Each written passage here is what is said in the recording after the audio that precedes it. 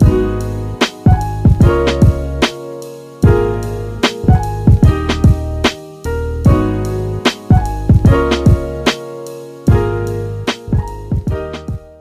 guys, what's up? This is David Patrick Harry with Church of the Eternal Logos, and today I'm with Dr. Michael Moeller, and What's up, guys?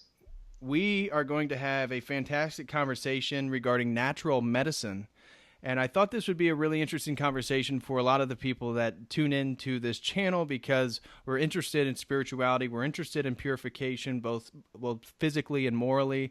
And Dr. Moeller here is going to present us with some fabulous information, and also is within our wheelhouse. He's familiar with a little ayahuasca and stuff like that, so the conversation is going to be a good one.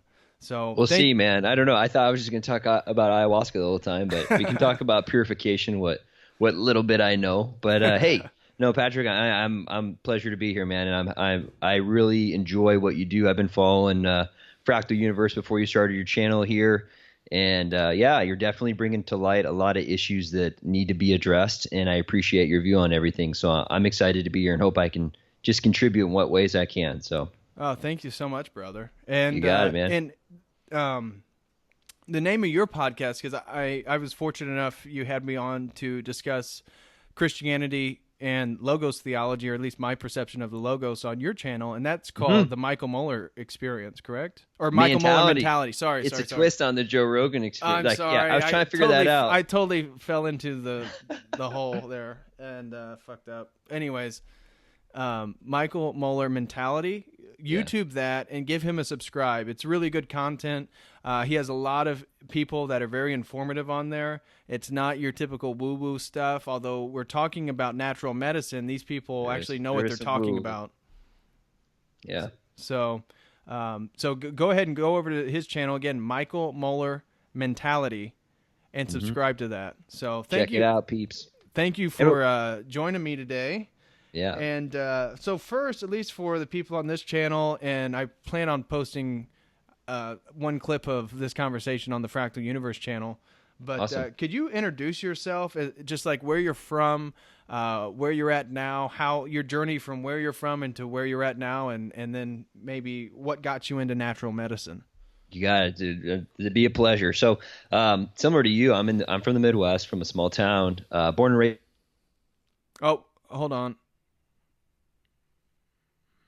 Hold on. Coming through. Yep. Oh. So, sorry, guys. Here we go. We are having a little bit of internet problems. I'm not sure if it's my internet or his internet, but we keep breaking up for about 3 to 5 seconds. So when that happens, we're going to try to go back for whatever we're talking about so you don't miss anything. I may try to cut them out of this video if I can. If not, just bear with us. We're doing the best we can with what we have. Look at us, two revolutionaries out here, you know, Exactly. Edison and Tesla, which they probably didn't get along well together. But anyways, so born and raised in a small town, went to Catholic church, kind of got disillusioned with the system here a little bit. Went into high school. I was still involved in like Fellowship of Christian Athletes, but once I got into college, I got Dawkins, and I kind of got hit with a lot of the atheistic stuff, and I kind of entertained a lot of that for a little bit. But basically what happened in my personal story, I was originally a history major, and 2 semesters through that, I'm arguing about the Civil War and different aspects of that, the Crusades, all areas that I was passionate about. But, it came down to a lot of subjectivism, and I got in a lot of arguments, and unfortunately, to get a little political, being a white male, I literally got told at one point, "You're a white male, your opinion doesn't matter," kind of thing. And I was like, Jesus, what's going on here? And this was, 8 years ago. But anyway, so I go from a history major to a health ed major, and then I realized health-wise, our health system controlled by pharmaceutical company, big pharma, seed companies are kind of controlling all that. So I was getting disillusioned with teaching the food guide pyramid to kids, like eat weed all day. And I came down with what's called interstitial cystitis, which has like STD-like symptoms. And basically I went through the broken medical system. Went into the doctor. They told me I had an STD. I was dating a girl at the time, which couldn't have happened because of unless she was doing something. So that caused some relationship problems there. Basically, they told me I had an STD, gave me antibiotics. I came back. The symptoms went away and then came back. I went back to them. They're like, "Oh, you don't have an STD. You have something else." More antibiotics. Symptoms came back. I went through this ringer of all these things till I had a cystoscopy, which is where they take a camera and look up the whole of your urethra into your penis. And as I'm coming out of the anesthesia, the guy's like, "Hey, you have an improper lining of your bladder. Here's more antibiotics." That's when I realized I had to take health into my own hands. I'm like, the system, hey, and I'm not ripping on MDs or the system, the conventional system now. There are plenty of things that it's good at. Like everything, it has its flaws. But at that point, I realized if I was going to get better, it was up to me. So I went online, like a lot of you out there, and I started Googling, okay, why is my bladder irritated? Well, I was in college and I was drinking, smoking. I didn't really smoke that much, but staying up late, doing all the things I shouldn't be, eating pizza. And I just basically changed all those things, hit the sauna.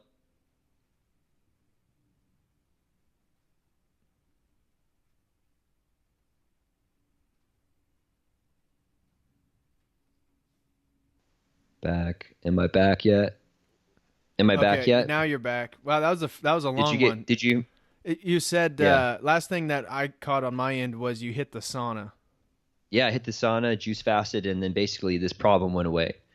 And I was like, dang, there's like, and at that point I was very science based. I'm like natural medicine, homeopathy. I'm like a bunch of quacks. Luckily for me, I was working at GNC and I had a decent amount of information about supplements. I was into bodybuilding, and but basically then I started saying, hey, I got to go to medical school. Shadowed some MDs, shadowed some DOs. Didn't really align with the philosophy. And then I found naturopathic medicine. So as a naturopathic doctor, we're licensed in 20 states. Our training is basically as a primary care doctor.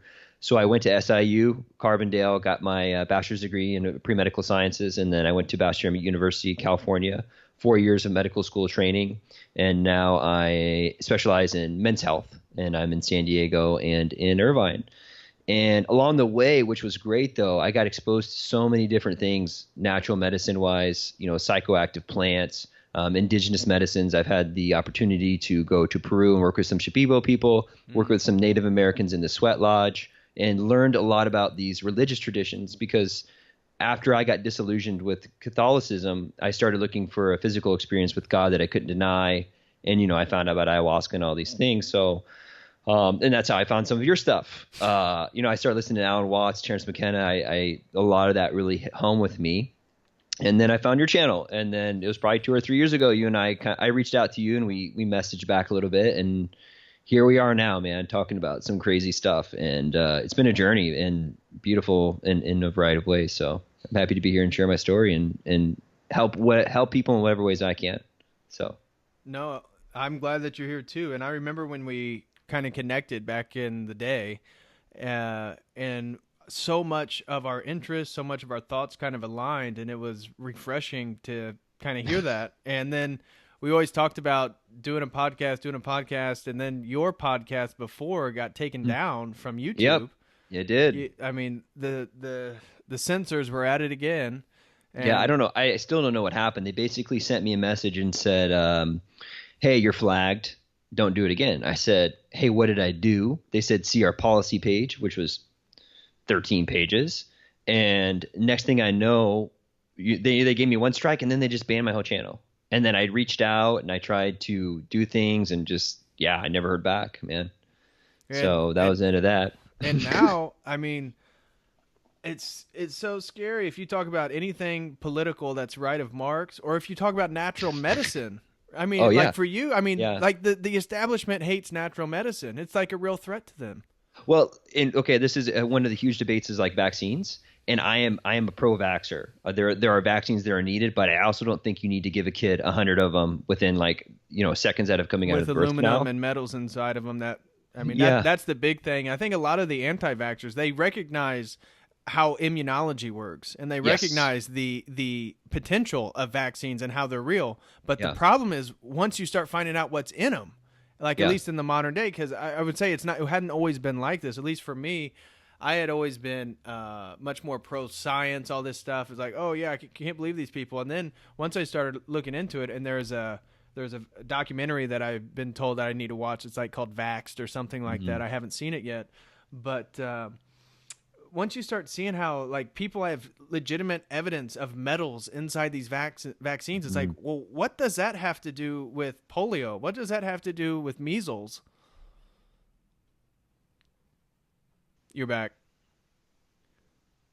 Metals. So actually, though, hopefully I'm coming in. Am I coming in? Am I coming in? Yeah, you're clear on this end. Okay, and actually, one of the arguments is that heavy metals do cause an immunologic response. So one of the arguments is like when you need to basically program the immune system, you give a child heavy metals, which are highly reactive species. You know, they're highly reactive molecules, so they cause damage, and then the immune system like tries to fight it. So it kind of like pairs it, I think. And vaccine's not my biggest area. I kind of like stay hush hush for most of the time. But one of the things naturopathic doctors do, there was a great article, I think it's like New York Times, it was big, but a naturopathic doctor had convinced a parent to vax their child, because you know how many people don't listen to modern medicine? Like they just don't trust their doctor anymore. And as a naturopathic doctor, reason to some degree. Yeah, as a naturopathic doctor, my first visits are an hour long, so I develop rapport with the patient. Oh, wow. So I sit down and be like, what is your goal? What are you trying to do with your life? And I think naturopathic doctors are who are going to really start implementing, using psychoactive plants with people. And if you look into a lot of people on the forefront, Dr. Leanna Standish, she was doing ayahuasca research at Bastyr University in Seattle, and she was on DMT, the spirit molecule. She's a naturopathic doctor. Really?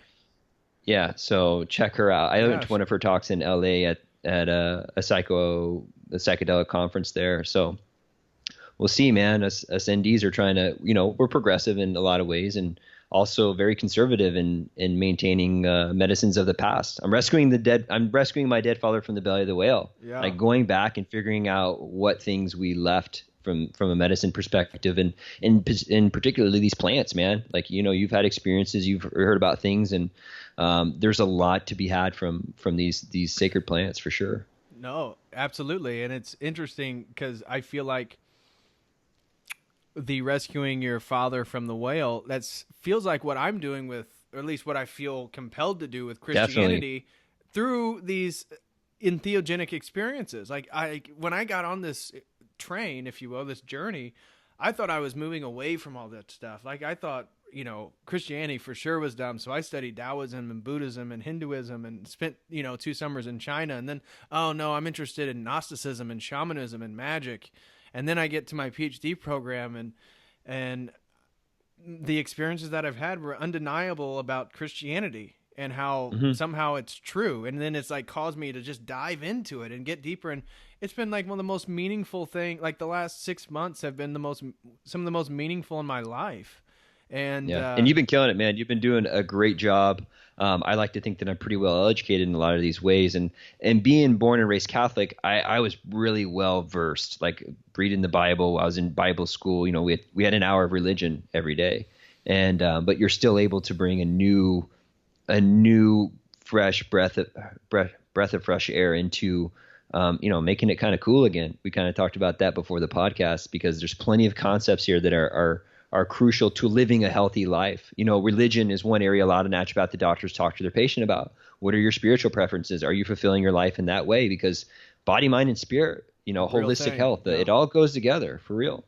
Absolutely. And ancient cultures realized that. That's why a lot of the medicine men were also usually some form of, religious leader as well. Exactly. So I wanted to ask you and get your opinion on purification and fasting and detox and stuff like that, because one of the things that I've been really thinking about, and on this channel I want to talk about, not in this video or this podcast, but eventually I want to talk about, oh, you back? Okay. So one of the things that I want to talk about is Eastern mysticism in regards to hesychasm. And hesychism is it's this mystical tradition where you purify yourself, then you have illumination, then you have theosis with God.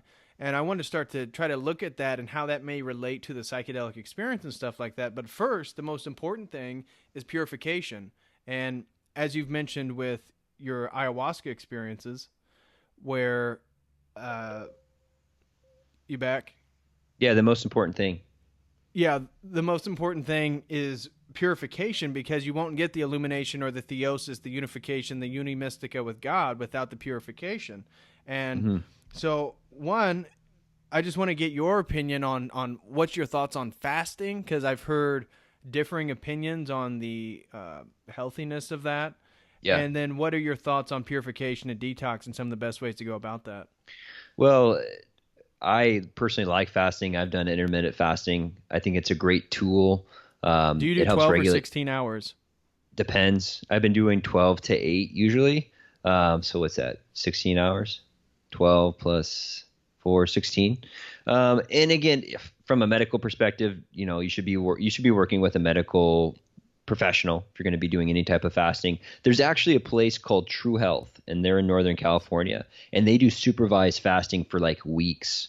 Okay, like supervised water fasting for weeks, and they have great success rates with weight loss, managing hypertension, managing diabetes, managing all types of even mental, like anxiety, depression disorders. Because one of the biggest parts of being healthy is regulating your blood sugar, and that's what controls a lot of times your mood.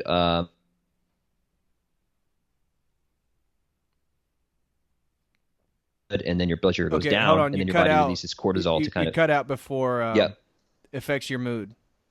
Right after that, yeah, you blood cut out. sugar. Yeah, so blood sugar, it affects your mood by releasing hormones, and cortisol specifically. But one of the big areas naturopathic doctors are great are working with lifestyle. And so I don't recommend like anyone just to jump into a huge long fast, but just to kind of take notice of what you're eating as far as eating too much sugar, just starting with the basis. What's great about fasting and all these other things, it's really cool. So it's really easy to jump into it and you get excited about it. That's part of dieting as well, in my opinion. But there are extra benefits when you're fasting. For instance, when you are fasting, your stomach, like blood flow is able to go to your kidneys and liver a little bit easier. Instead of all of your body's producing energy on digestion, it's able to kind of go to other places. It helps with your parasympathetic and your sympathetic nervous system. It helps kind of reset them a little bit. But So what would be your thoughts on like the traditional religious perspective on fasting? So like I love Ramadan it. or even in Christianity, where it's like while the sun's up, you don't eat. Yeah, I think we talked about this before the podcast about how these ancient cultures all had these tools that were implemented that had health benefits to them. So one of my opinions of aging, and I think a lot of people are coming around to this area, is that you have enzymes. Okay, so you take sugar and your body turns it into ATP, and you take amino acids and you turn them into hormones, and you have enzymes that do that. And when pathways get run more often, you build up resiliency in those pathways. And one of the problems with the standard American diet is that we are all just running on carbohydrates all the time. So when you go on a high-fat diet or you go on an amino acid, you have more protein, your body starts activating these other enzymes. And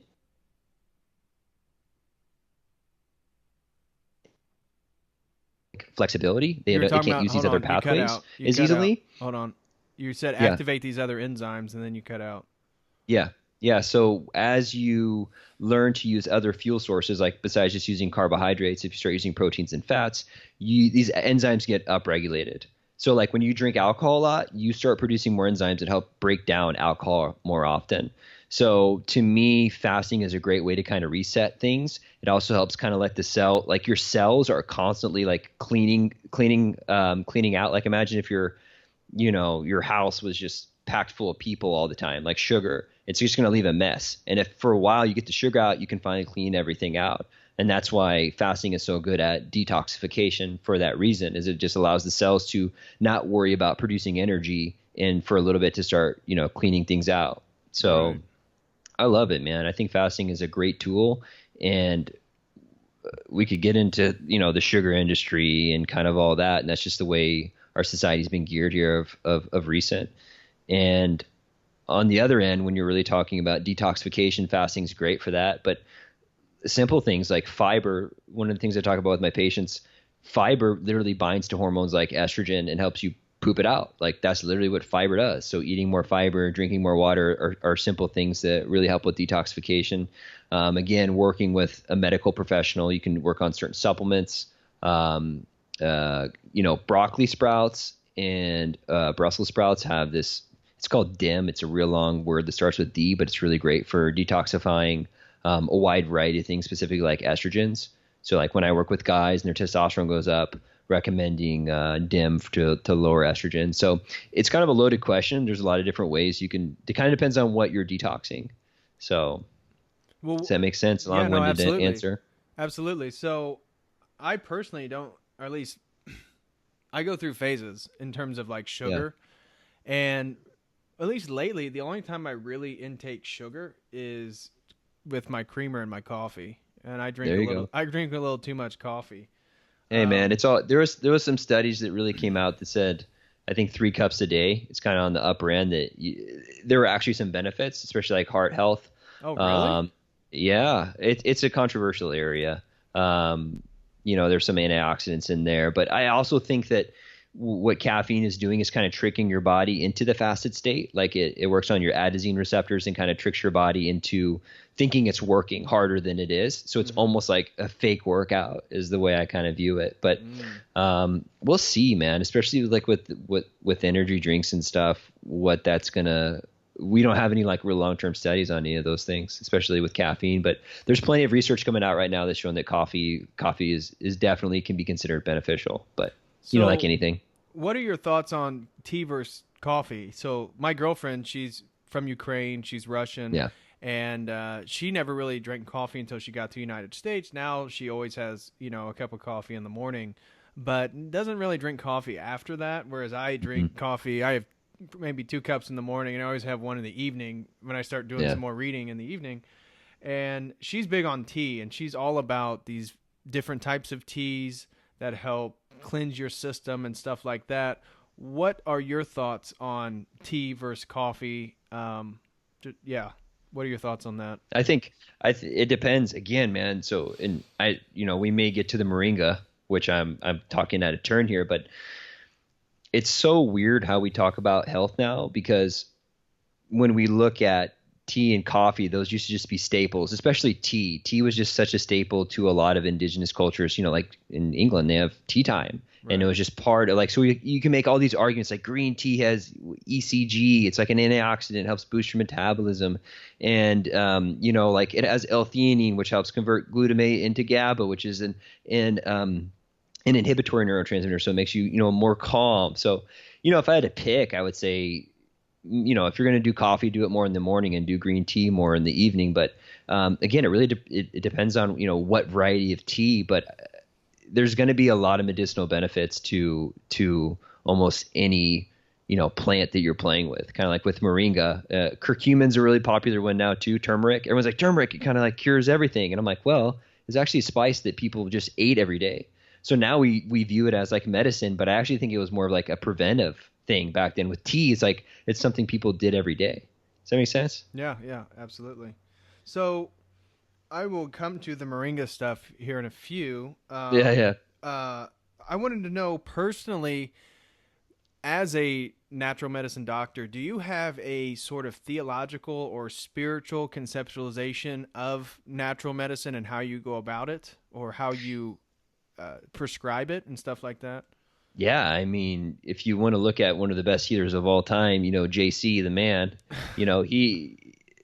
that's definitely part of what medicine should be, is about connecting with a person. And we have what's called docere in naturopathic medicine, which means doctor as teacher.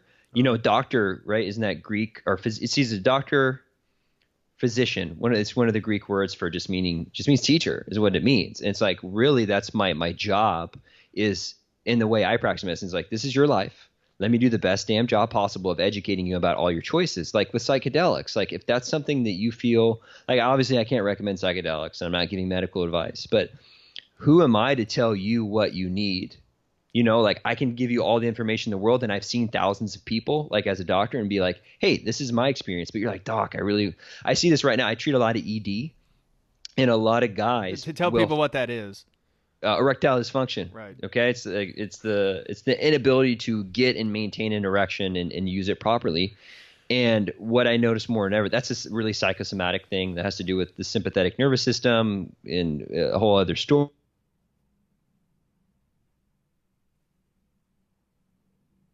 this is what I need to Hey, get hold better. on, And I hold ask on. them You that at the cut. beginning You of cut the, out. You said it's a whole nother yeah. story after the sympathetic nervous system.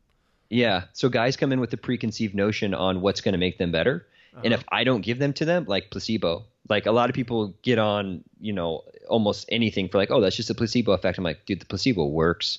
And it actually works as the nocebo. So if a guy comes in saying, I need Viagra and I want to give him Cialis, old school doctor would be like, I know what's best and I'm going to force it down your throat. And then they just won't listen to you. But back to your question about like, do I have a theology? I mean, yeah, I think that I'm trying to be, embodying in Christ in whatever ways I can, being compassionate when people tell me a story about ED and I don't go, oh my God, you can't get your dick hard. Like, obviously they don't want to tell me anything. So just being compassionate, like, oh, wow, how long has that been going on? Just like, being a friend in the visit instead Right. of being, judgmental, and then viewing it from a place of just, treat others like you want to be treated, and treat someone like a human. I try to embody that in all my visits and give people respect, because half of healing is just people hearing, getting their story told. And we're finding that out when I've done ayahuasca after the circles. You have like a healing circle and people will talk about things and you hear the most astounding things, but unless people get to talk it out, the healing doesn't take place. There's another thing called motivational interviewing, and Jordan Peterson talks about this. I think it's maybe Carl Rogers' idea about a person has to be willing to change. I can't tell you what to do. You have to come in and be like, this is my problem and I want to get better. And then you kind of have to, I kind of have to give all the information and then let you be like, oh, if A plus B is C. And I'm like, yeah, so what do you think you need? I need C. I'm like, great. But if I go, you need C from the day you walk in or from the moment you walk in, it just usually doesn't go too smoothly. But that entails a sort of participation between the doctor and the patient, and Yeah. the way that the medical system is now, particularly the pharmaceutical industry. A lot of times the patient is lazy. I was saying that a lot of times now the patient is lazy, and because they're lazy, the doctor just tells them, take this pill Yeah. and you'll get better. And so Yeah. there's a sort of an onus on both people. And I think that part of the rising in consciousness is, trying to take responsibility for yourself and your own health and actually know what's what. Well, there's another thing in naturopathic medicine we call meet the patient where they're at. So it depends on like what level of change are you at right now? Like, okay, I'm in the contemplative stage. Like, let me just plant a lot of seeds this visit, put you on a fish oil and magnesium, and the next time we can talk about putting you on testosterone or whatever, whatever kind of down the road. So there is a bit of theology, and there's the principles. I wish I had them all pulled up because there's like the 6 principles of naturopathic medicine. And when you look at them though, they're kind of like obvious. Like I said, like you would think doctor's a teacher, like we have no education. I don't know about you, my experience going through the conventional medical system. Again, there's a lot of good things, but some things that could be tweaked is just like not knowing what your condition even is. Like I got treated, when I had my interstitial cystitis, I didn't know I had interstitial cystitis until I got to medical school. I didn't know what my diagnosis was because no one ever told me what it was. Like I had a knee surgery and I didn't even realize they were going to cut out half of my patellar tendon and place it where my ACL was. Oh. Until I woke, woke up and I'm like, why does my knee hurt so much? And like, well, we cut out part of your knee and put it somewhere else. I'm like, why didn't someone, like maybe they did and I wasn't paying attention, but my point is like we need to do a lot better job of educating people, my opinion, as doctors. Yeah, So that's a great point. So I guess continuing in this vein, what would be some of the best literature for lay people to get their hands on to understand natural medicine and what's real and what's pseudoscience? Like, yeah, what are some of the most important books from your perspective? I mean, it's called the Textbook of Natural Medicine. Joe Pizzorno. Basically, that's it. Like it's the encyclopedia. It's got everything in there. But the real problem too comes down to the subjectivism of like what's natural medicine. A lot of the pharmaceutical industry, a lot of like the cancer drugs, like digoxin is a drug used for congestive heart failure, which just comes from a flower, digitalis. So it's like, well, people have this like imaginary line of like what's real medicine and what's natural medicine, or like I get like natural medicine's like alternative. I'm like, this was the original medicine. Like in the early 1920s, the medical system got hijacked by the pharmaceutical industry. And so like basically they just shoved everyone else under the rug. Like, if you're not giving pills, you're not a real doctor. That's what happened. It's called the Flexner Report. You can look it up. And basically that's how medical doctors kind of got in the driving seat of the medical system right now. And, kudos to them too. They do get a lot more training, especially when you're looking at and you should, you're doing brain surgeries and heart surgeries and stuff. But again, there's just there's kind of an imaginary line. So when you talk about natural therapy, like fish oil, is that they're starting to make that like a pharmaceutical. Like, there's pharmaceutical grade fish oil because they've shown that fish oil is anti-inflammatory. So, but until, there's a study that comes out, it's kind of no one really wants to kind of mess with it. And that's where naturopathic doctors can be progressive and push a lot of these things. And then, the medical literature eventually catches up. So. Well, great. So everybody should check out that book. Say it one more time. Yeah, it's the Textbook of Natural Medicine by Joe Pizzorno. Get it? He actually is the founder of the Bastyr University in Seattle, which is like the big naturopathic medical school. And again, one of the ways medicine's going is what's called integrative, where you're trying to get to a clinic where you have a medical doctor, you have an ND like myself, you have a chiropractor, you have an acupuncturist. So all these practitioners are kind of working together, and they are kind of all helping each other out. Like, someone's going in for surgery, there's a lot of things that you can do preventively as far as vitamin, minerals, and then post-surgery, there's plenty of things that you can be doing, like, physical therapy. So hopefully our medical system's, moving in that direction. Absolutely. So what are your thoughts on the carnivore diet? That's actually something, not that I am practicing that, but one of the things that I do is I tend to have my regular day is 2 eggs, some sausage and toast in the morning, and then usually one big meal in the afternoon, and that's about it. And usually it's really meat heavy. What are your thoughts on that compared to vegetarianism and veganism? We're really starting into a place in medicine. We're actually starting.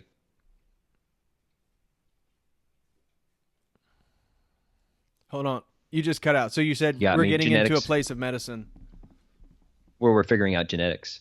One of the big SNPs is what's called methylation. That's when you move these methyl groups around, and we find that some people move them faster or slower, and that's having a big effect on anxiety and depression. That's just one of the many of areas of genetics we're kind of figuring out at this point. So when you want to talk about something like the carnivore diet, I think that why people are having such drastic and great effects is just because of you can have like food sensitivities. You have what's called leaky gut. You eat foods, and if your gut lining is like eczema, basically, it allows larger proteins into your bloodstream, and then you have an immune reaction to it. It's what's called gut intestinal permeability. And so, for some reason, a lot of proteins are meats have less reactive. A lot of vegetables, some vegetables are literally made to kill things that eat them. Like, caffeine is a natural herbicide, or not herbicide, a natural pesticide. Caffeine is designed to block the adenosine receptor in the brains of plants, and it basically kills them because they can't produce energy. Where with humans, we have this opposite effect, that it boosts our energy up, because it's like smoking. Like, when you smoke, you literally vasoconstrict and you block the blood flow to your brain. Your brain goes, whoa, and then you release adrenaline to kind of overcome it, and that's why you get your high. So does that make sense? Yeah. Absolutely. So with the carnivore diet, I think a lot of it comes down to people staying away from these foods that have irritated them and created these food sensitivities. And then also, it's really good for regulating your blood sugar. You're not having constant blood sugar spikes. Like, you eat carbs, your blood sugar goes up, energy, and then it drops, and then it comes back up. So the regulation of blood sugar, I don't know, long term, I still think it's a good idea to eat some vegetables every now and then. I think a plant-based diet is really hard to argue against. Like, you can eat plenty of meat, but just make sure you're getting some fiber and some plants in on the side. But again, everyone's individualized, so it's really hard to tell. Some people might be at a place where, you feel really good on the carnivore diet, you feel really good on the vegan diet. I'm not going to sit here and argue with you and tell you that I know what's best, but I think part of that comes down to experimenting, and then again, working with a medical professional, because with veganism, you really need to be watching B vitamins, making sure that they're not anemic. And with carnivore diet, if someone has like GI issues, which a lot of people right now don't produce a good amount of hydrochloric acid, and hydrochloric acid needs to tear down food. And we're all very sympathetically driven, which is the fight or flight, and we don't digest well. And if that food, one of the arguments is that the food doesn't get fully digested and it gets into your large intestines and can cause like bacterial overgrowth, like small intestinal bacterial overgrowth. Not a real specialist in that area, but they can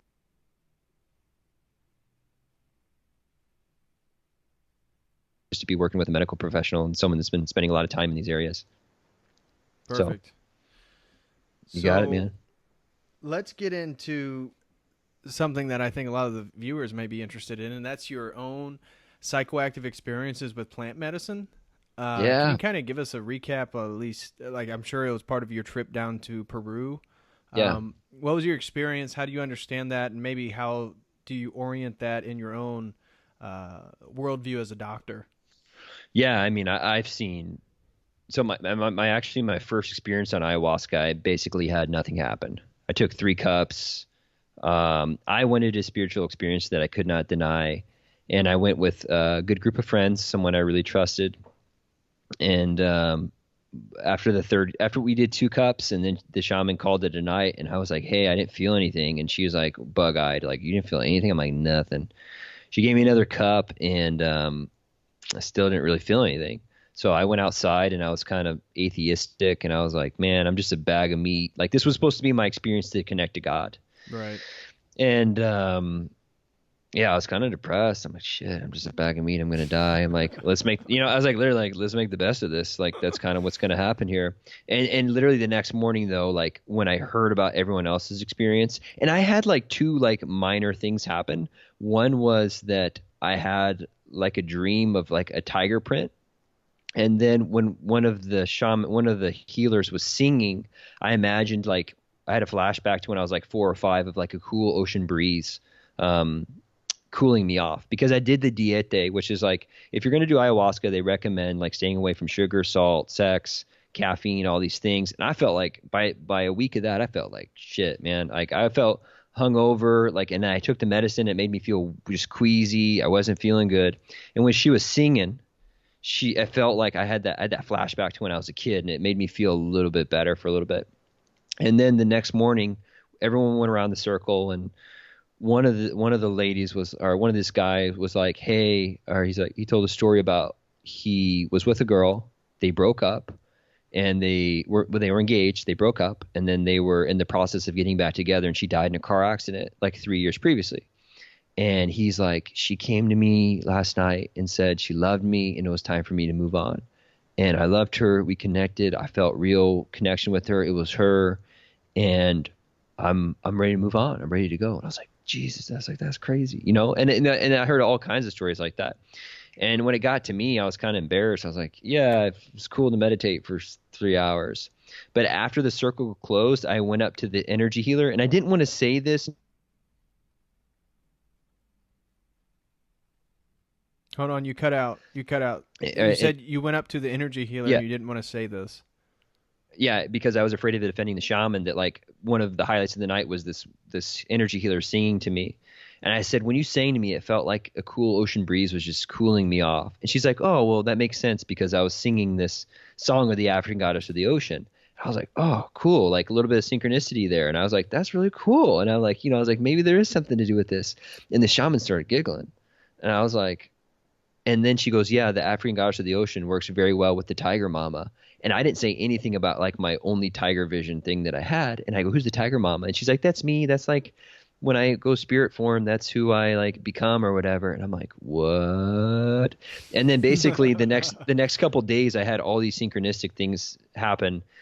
And then I went back 2 weeks later, and I had the full blown like visions, and I had chakra, like all these like visions and stuff that I just literally couldn't comprehend a whole lot. But my second time, I had this. It was so weird, man. I'm the weirdest than anyone I've seen when I do these substances. I had this part where I was down on all 4 knees like a dog, and I had my third eye pressed to the ground.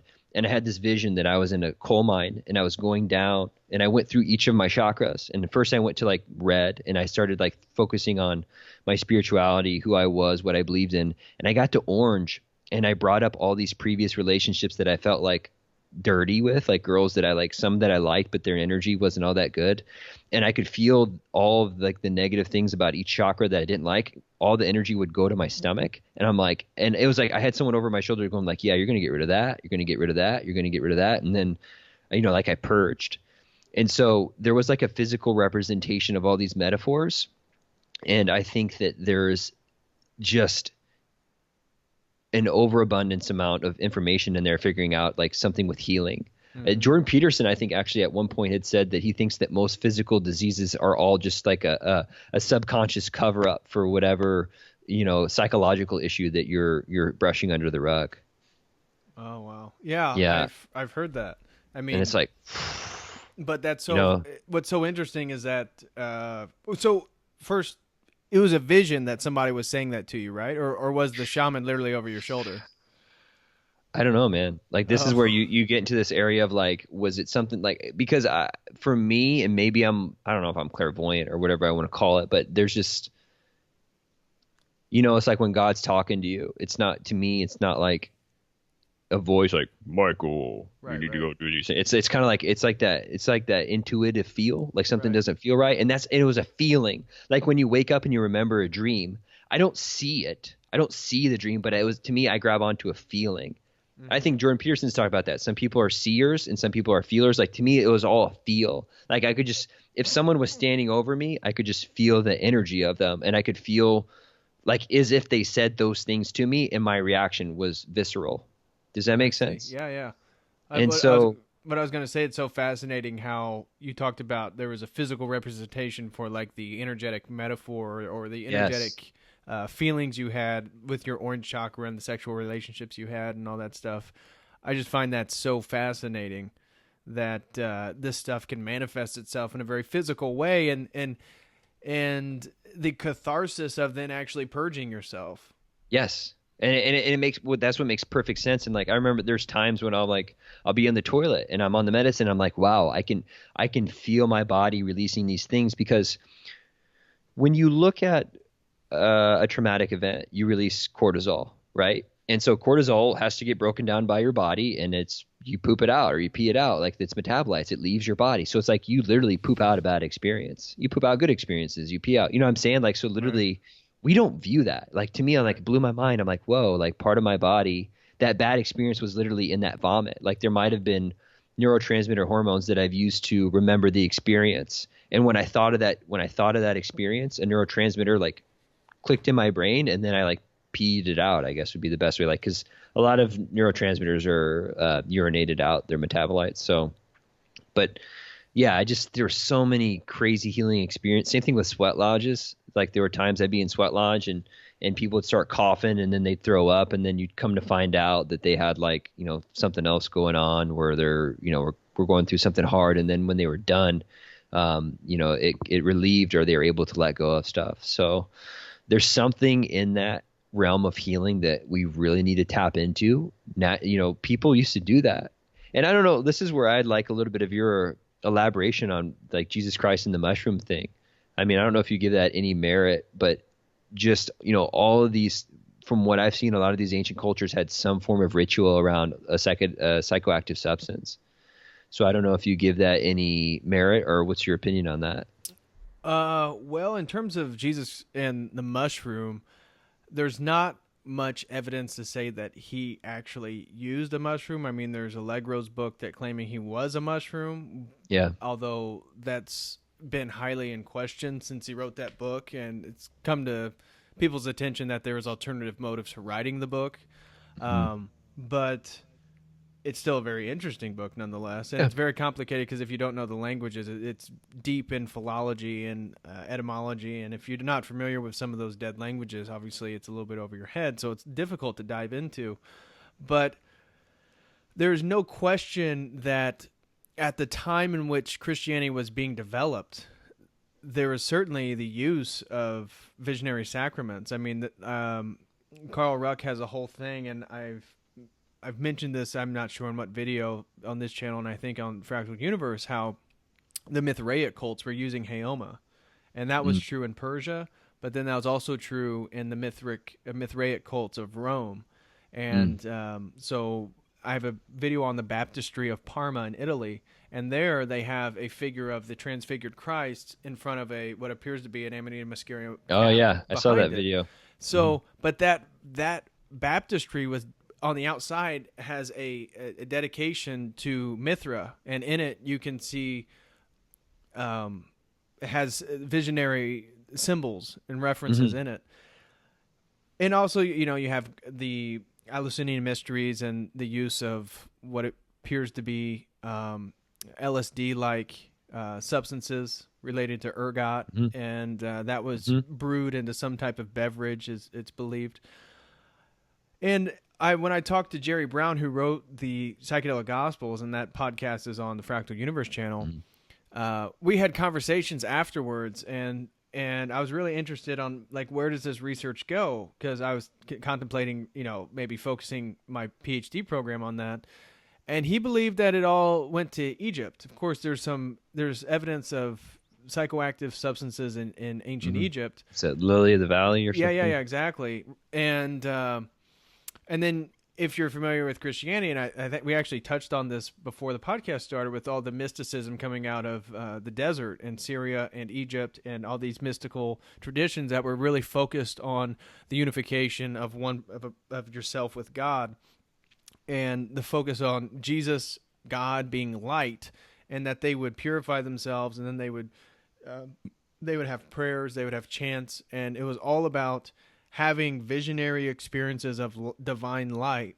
And I'm very fascinated with that, because I think that goes hand in hand with the typical psychedelic experience on mushrooms and LSD and stuff like that. Ayahuasca, DMT is a little bit different, although the light metaphor still plays there. It's just the experience is maybe a little bit more intense. But I also... So there's no direct evidence that Jesus ever used mushrooms. However, as a healer, it's very clear that the Christology is very shamanic in a sense, because the focus is on healing. The focus isn't on love potions. It's not. Yeah. It's not like he's doing the typical magical understandings. He's not making sigils. He's not making amulets. He's not trying to. People aren't paying him to perform some type of ritual. Rather, he's healing people. And through the ideas of sympathetic magic and correspondences and stuff, I wonder if you can heal based on, if it does have to do with vibration. And therefore, if somebody is an enlightened being, if they are an enlightened, because that's kind of what psychedelics do. It raises your vibration to this new place, that maybe if you're already there naturally, and of course this is debated between people in the psychedelic community and the spiritual communities, whether you can get to these states naturally, and given the literature in mysticism, comparative mysticism, it seems like you can, and there's a great book by Stephen Katz called Comparative Mysticism. It's a very big book, but it's one that's highly regarded in the academic community, but you see a lot of similarities. You also see differences. But it seems like you can get there to a degree. I've heard people talk about Kundalini yoga and having these visionary experiences. I've never got there naturally. But breath work now. Maybe it's because I've never purified myself, right? Maybe it's because I've never done the discipline it takes to get there. Because that's one of the key things about mysticism is you have to show, the idea of God. You have to show God that you're willing to get there, and to get there, you have to have discipline. So your diet, your meditation, your prayer, your all these things, and it's like, well, psychedelics allow you to get to places without the discipline, and I think that might be part of the problem in terms of its sustainability of enlightened experiences. Because if you have to do all this discipline to get there, just like if you're given something or you work for something. If you have to work for something, you're going to cherish it a lot more. Whereas if you're just, you're given a vision and you're not really sure what to do with it, and it's like, oh, well, I can just take 5 to 10 hits of LSD, and I can just get there. Yeah. But is it the same thing? Because the lack of discipline, it's not that, and the discipline is the sacrifice to a degree. Mm-hmm. You're supposed to value something by what you give up to get it. And there's different types of pain. In my last podcast, I talked to Dr. Morgan McDermott. We talked about birthing, and she talked about how much of a psychedelic experience that was, because it's like it brings you to this place of like pain. I want this over. This is terrible. Like, get this thing out of me. To then like having a new entity in your arms in the next like 30 seconds. She's like, it's the most psychedelic. She's like, it takes you to the bottom of the ocean, and then all of a sudden you're in heaven. So, and that has to do with like that pain. Like, cause I actually, people tell that, like, I have a kidney stone. So, okay, naturopathic doctor with a kidney stone, it happens. No one's perfect, but you know, someone's like, that's going to be the same. Like, it's like the pain of birth. And I'm like, man, you know, with birth, it's like, it's a purposeful pain. But I think you exactly hit something on the head. And I think that's why the psychedelic experience is so, you know, psychedelic just means to reveal your psyche to yourself, right? So to me, when you're going through all these like psychotherapy, it's like, what better way to heal yourself than to first just be honest? Exactly. You know, and that's the main thing I heard. Man, I had this guy, we were in the sharing circle the next day, and he's like, I have a boy. Me and his mom were married. We divorced, and I wanted to just take care of him. I wanted to give him everything he wanted. So I moved, and then I had this high-paying job, and I did all I could to support him in the best ways I could. And he goes, I saw him on the medicine, and he said, and I said, I love you, son. I just, you know, I want to take care of you. I want to give you everything you want. And he's like, Dad, I never asked for that. I just asked for you to be a dad. And he just like started crying and was like,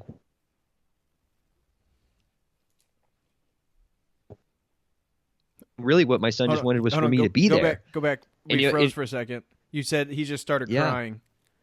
Yeah, the father started crying because he had this revelation, is like, wow, I was off chasing money to give to my son, when really what my son wanted was just for me to be there.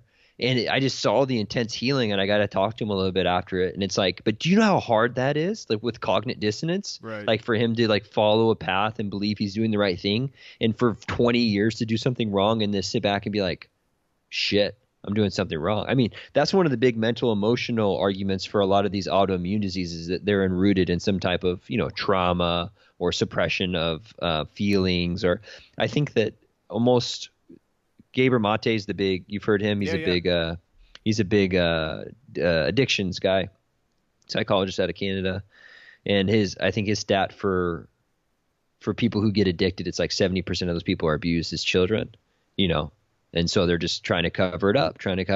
And, you know, you get on medicine, man, like it's going to put some shit in your face. And with that comes an intense healing if you allow it. You know, that's where it talks about, you know, bad trips and good trips. And it will be interesting to figure out if the medical community can really start implementing these things to help with healing, because I think that it can really speed up, you know, what would be hours and hours of psychotherapy for some people. But you know, that's a whole nother ball game that we're going to have to, you know, hopefully explore in the next 10 to 20 years. We'll see. Right? Isn't it? Mushrooms going to be legal? They're trying to be in Colorado and Oregon. Yeah. Which I don't know how I really feel about that yet too, because I'm libertarian. So, but I just, that's an interesting weapon to an interesting tool to unleash in the streets, you know? Absolutely. I mean, given it is a natural. But that's kind of the promise of this country. Yeah. I totally agree with you, because there should be some forewarnings, but I still like, I'm all for people doing their thing, and I'm like, dude, it's a freaking plant, you know? Exactly. Like, I've tripped with people before, and I've seen the variation between how the same substance at the same dose or even a lower dose will affect one person versus another person, and where they go with that. I mean, I don't want to get into my story necessarily. Well, I might as well. So I was with a gentleman, and he was actually a med school student, and he wanted to have a psychedelic experience. So he knew this was like my senior year of my undergraduate. And I was, at least among people at the university, they knew that I was into that stuff, and he wanted to have an experience. So I had LSD. We did that, and he took half of what I took, and we're sitting there, and we're listening to Alan Watts, because at the time, I mean, he, like, the amount that he took, I figured, like, the way that it would affect me, essentially one hit, you after an hour or so, you start to see visions. Maybe the colors start to swirl. Things, the lights are sharper, the lights are brighter, things are twinkling, and then you start to have fun. You can have revelations. Essentially, I like to think of the Buddhist idea of satori. Right, you have these little brief moments of enlightenment. Like everything connects. Everything connects for a second. Yeah. And the problem with LSD is then you forget it, and then you're like, oh shit, what was I just thinking? And then it, happens again. Great. You're like, oh. And then it goes away. And but that's also what I love. And most of the time I do it by myself. I do not like to be with people. And it comes from listening to a lot of Terrence McKenna and stuff. But after this experience too, I always do it by myself.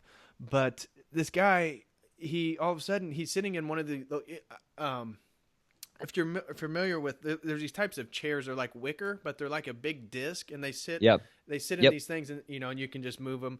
Well, he was sitting in one of those, and all of a sudden he just grabs the side of the chair, and I'm sitting there, and I'm kind of just have my eyes closed listening to Watts, and then I like open my eyes, and I see him like just grabbing this thing as hard as he can. I'm like, you okay, man? And he just like looks at me, and he doesn't respond. He's like looking right at me. I'm like, you all right? And then eventually he says, yeah, I think I'm all right. And I'm like, okay. And then I just close my eyes, and I can just feel the intensity, and I just look at him, and he's just like, his eyes are wide open, and he like gets up and walks around a few places, and then sits back down in a chair. And I'm like, dude, are you okay? And he won't talk to me. Like, he's not saying anything. He sees me, and I'm like moving in front of him, but he's not saying anything. And I'm tripping too.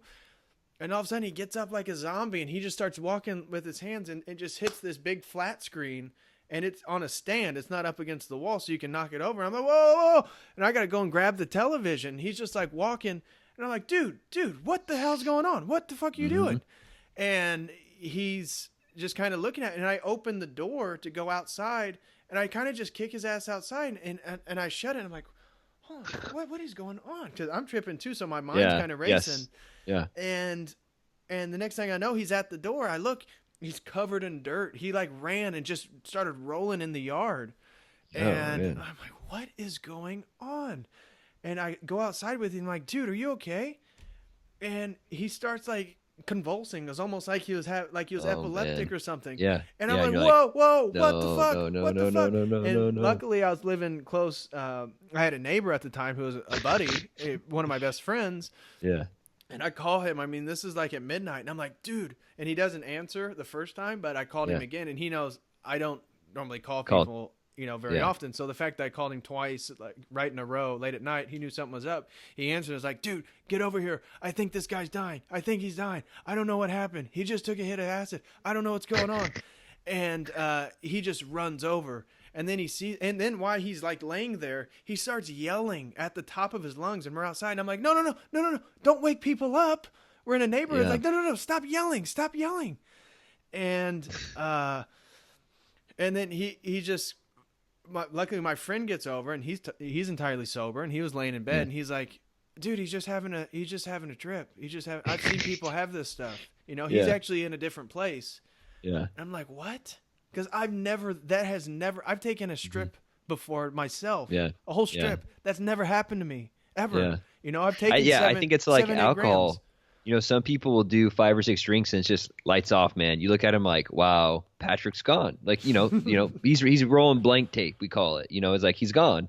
And I've seen that on psychedelics too. So that's where it's really hard for me when people ask me like, hey, do you recommend that I do ayahuasca? And I'm like, if it calls to you, know the risks and the benefits. Like, you're not going to, I don't think anyone's died unless you take an MAO inhibitor with it. Don't do that. But just know, man, like it's something different for real. Like it reprograms you. Basically it's like he was a computer and he was rebooting, and he rebooted back on. You're like, that's a great metaphor. Yeah. That's a great metaphor because for the next like so many hours, he was like walking into the side of the building, the house that we were at. And like it was a concrete house. I mean, literally, it was like he was moving like in whatever realm he was in mentally. Yeah.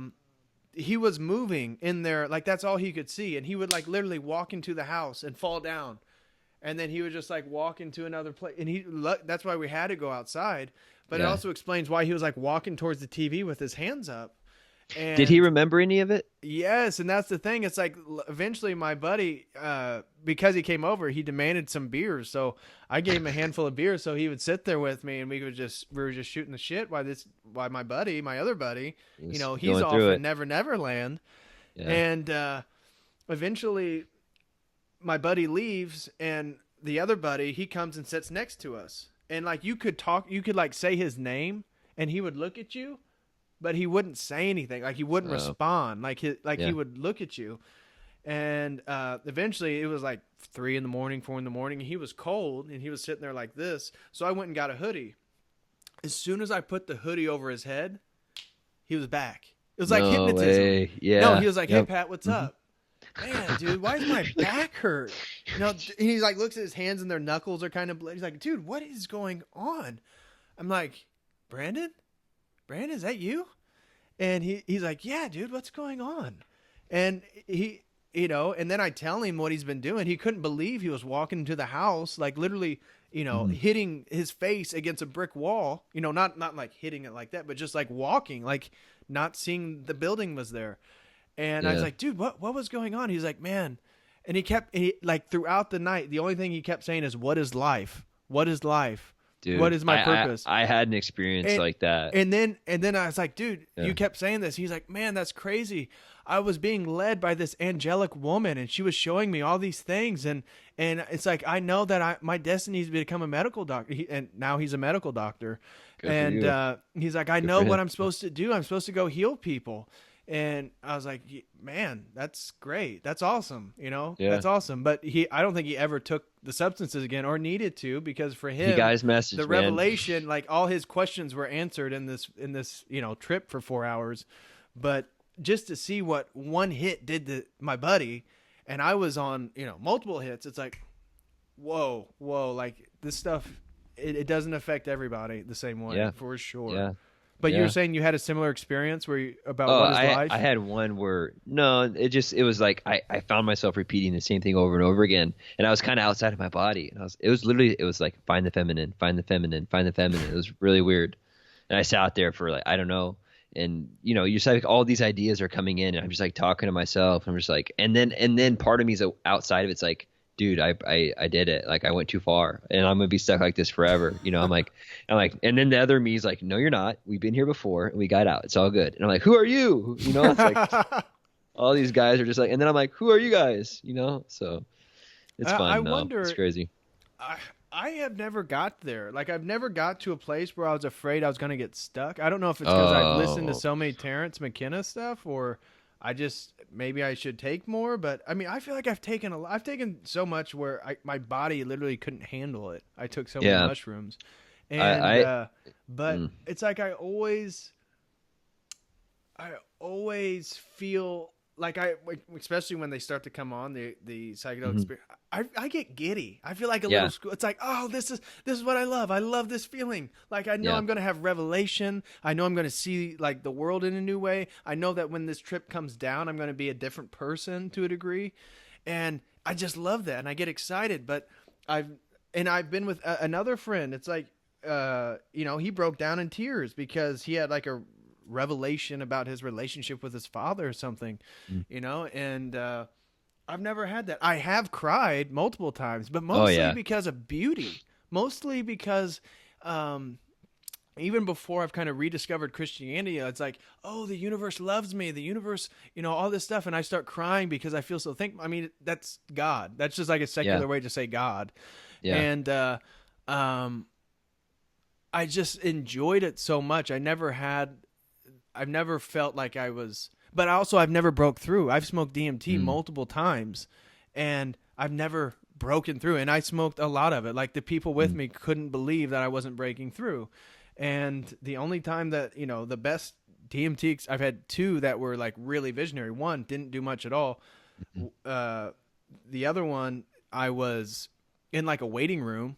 All of a sudden I'm in a 50s diner with black and white checkered tile and a red leather booth, like Happy Days, with like the silver lining around the table, and it's like a red tabletop, and I'm sitting there, and the wall's like a spinning galaxy, and people are just walking back and forth, and they're all in like 50s attire with like top hats, you know, or maybe like 20s attire, 1920s, 1930s. Mm-hmm. And like the waitresses, they're in like the skirts with, you know, the aprons, and they can see me. I'm looking at them. They can see me. And it's like so vivid. And it's like, You're whoa, like a they ghost, can see man. me. And then like a dude just got into the galaxy and then walked. And so just like this. Yeah. And that's the archetype of a time traveler. So if you like look up the way a time traveler is presented in like art, it is a man with a suitcase and a top hat and like a full suit. And that's the archetype. And that's why the Imaginary Foundation, that's where this art comes from. They use it so often. And I have multiple artworks of that gentleman. And the idea is like he's a time traveler. He's like he's the person who always exists, right? He always moves through time. Essentially a Christ figure, although, you know, who knows what his morals are. But but it's that same idea.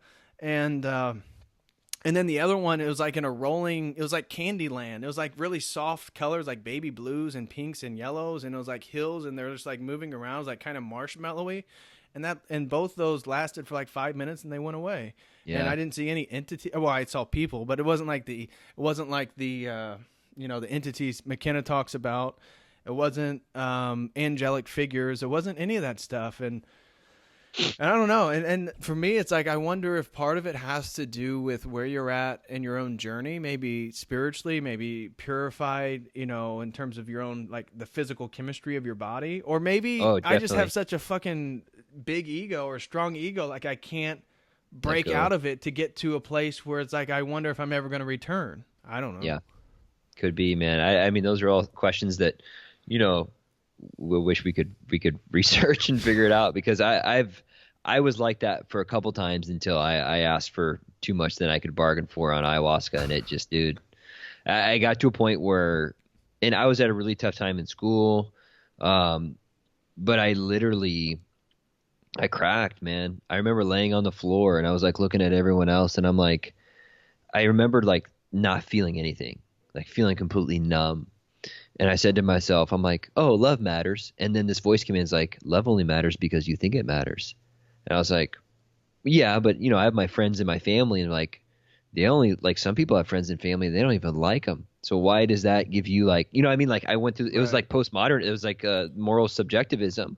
And I started clawing. I was like grabbing. I was like, okay, love, light, purpose. And it was like, these only matter because you think they matter. And I literally just like, I felt like I fell to the bottom of hell, man. And I sat there on the floor and I looked at everyone else, and I was just bitter and resentful. I'm like, these idiots all think some of this is purposeful. There's no purpose here. The vision actually started that I felt like I kicked out the outpost of heaven, like where God was like in the command center, and I kicked it open.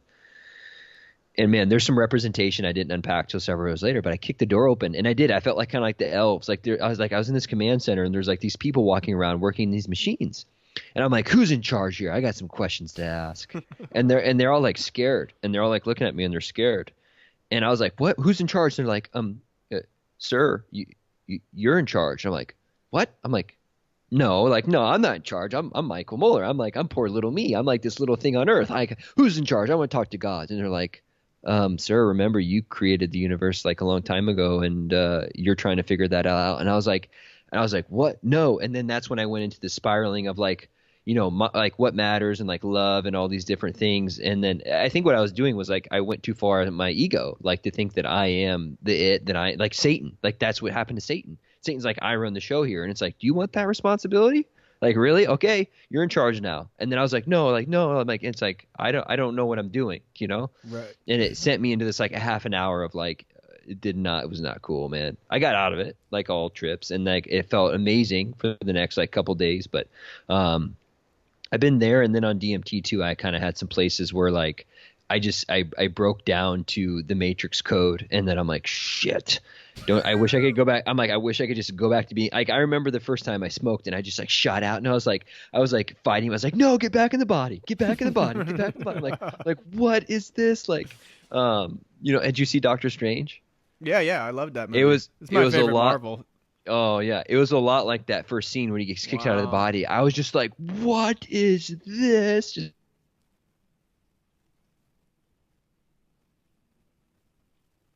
the body, mind, and spirit of like who I am here.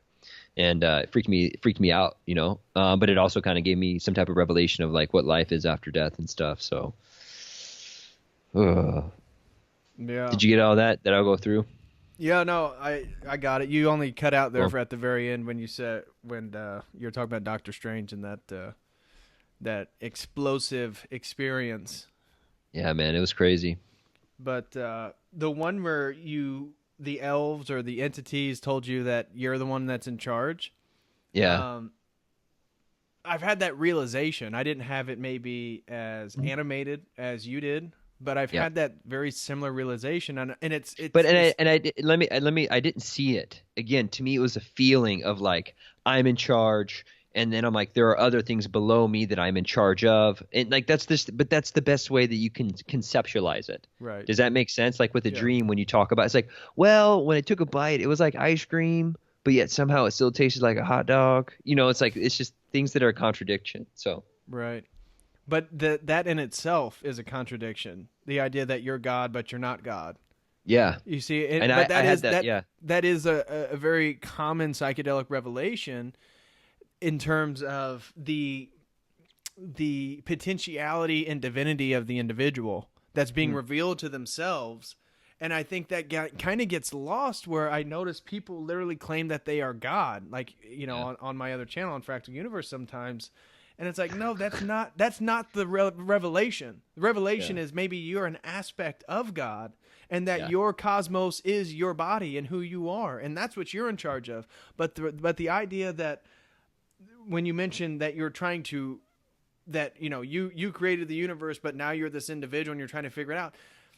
I've had that experience, and it's so powerful and it's so real. And I think it's so true at the same time. And that's why then the message of Jesus, particularly not the disassociative message of the Buddha, you know, not the puja devotion in Hinduism, although Hinduism may have aspects of this, but Jesus, it's about love your neighbor because you are your neighbor. And that's why I named it Fractal Universe, the way that I spelled it, YOUNIEVRSE, because it's your universe, but you are also everybody else to a degree.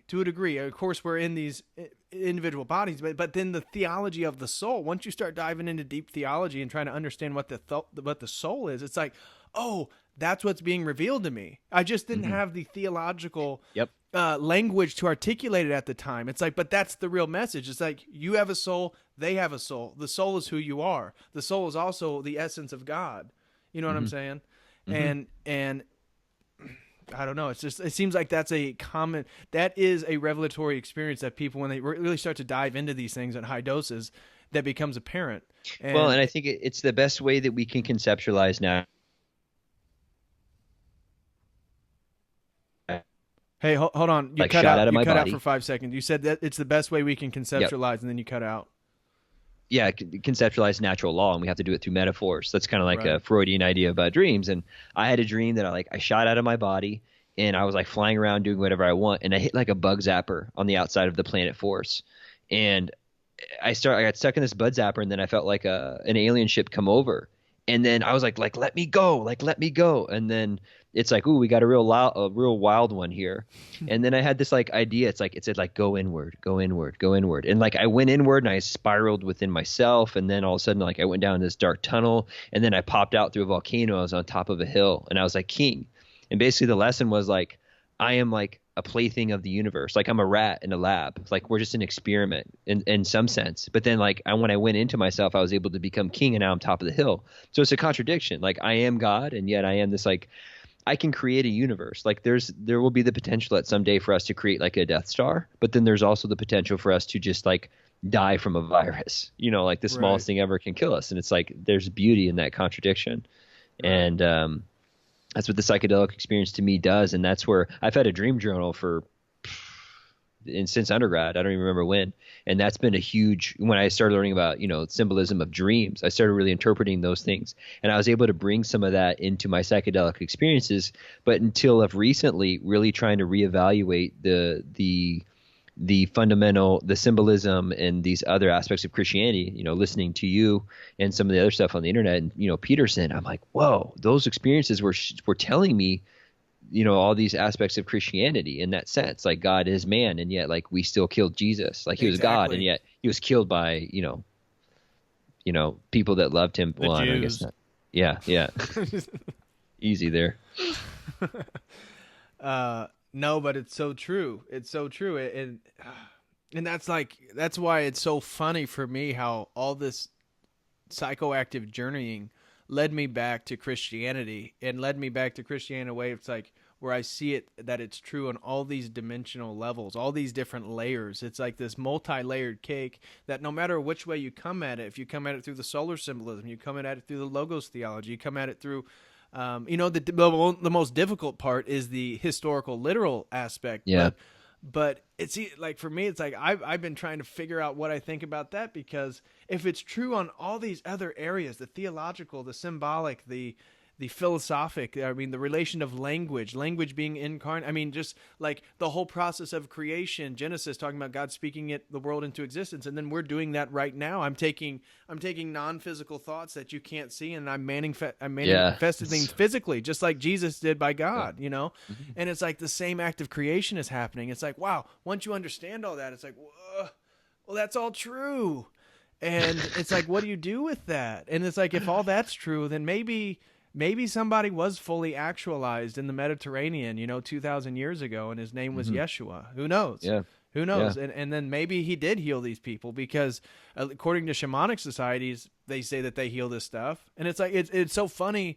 People in the psychedelic community, it's like, oh yeah, well, the shaman, he can do all these healings, they can come up with, I'm not going to say it's woo woo, but they give a lot more credence to this stuff. And it's like, but then Christianity is like this thing that's super irrational. And it's like, well, yeah, maybe it's just the way that the angle that you're taking on the tradition or something like that. Maybe it's just, and I also find the people who try to debunk me whenever I say that I'm Christian, and they try to minimalize that as something that's, I'm not seeing the full picture. It's always that they have such a, like they found out that that Christianity is a solar tradition, and they stopped there.